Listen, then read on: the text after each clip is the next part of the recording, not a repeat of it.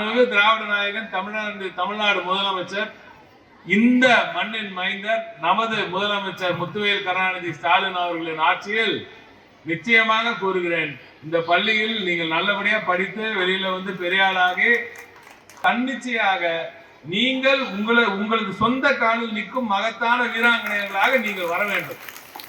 அதனால முதல்ல நீங்க தனித்துவம் மிக்க ஒரு ஆணுக்கு சரிசமமாக ஏன் இன்னும் ஒரு படி மேலே போய் நீங்கள் இந்த ஒரு இல்லத்தரசியாக நீங்கள் நிற்க வேண்டும். அந்த இடத்துக்கு நீங்க வளர வேண்டாம். படிப்பது மட்டும்தான் சரி, படிப்பது மட்டும்தான் அதற்கு உங்களுக்கு முழுமையாக வாழ்நாள் முழுக்க உங்களோட இருக்க போறது நீங்க படிக்கிற படிப்பு தான். அதைத்தான் நமது மாண்புமிகு முதலமைச்சர் அவர்கள் தொடர்ந்து சொல்லி வருகிறார். படி படி படி, நான் பார்த்துக்கிறேன், மீது எல்லாத்தையும் சொல்லியிருக்கிறாரு.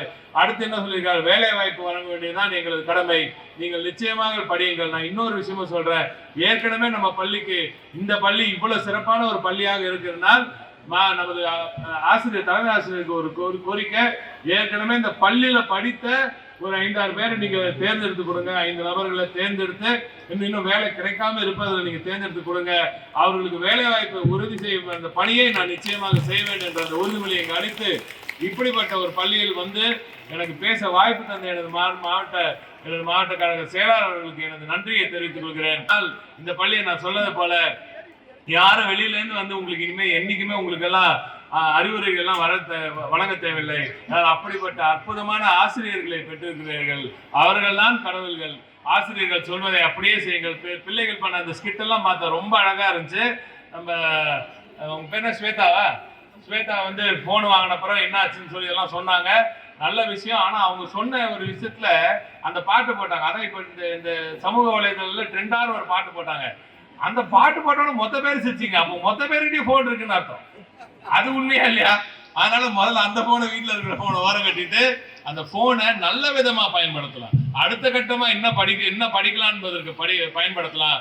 ஏன்னா தமிழ்நாட்டிலேயே இந்திய அளவிலேயே போனை மேனுஃபேக்சரிங் பண்ற போனை தயாரிக்கிற நிறுவனங்கள் அதிகப்படியாக 46%, கிட்டத்தட்ட 40% போன்கள் எல்லாம் தயாரிக்கிற மாநிலம் நமது தமிழ்நாடு. எனவே அதை சரியாக பயன்படுத்தி உங்கள் வாழ்வாதாரத்தை, உங்கள் வாழ்க்கை தரத்தை மேம்படுத்திக் கொள்ளுங்கள்.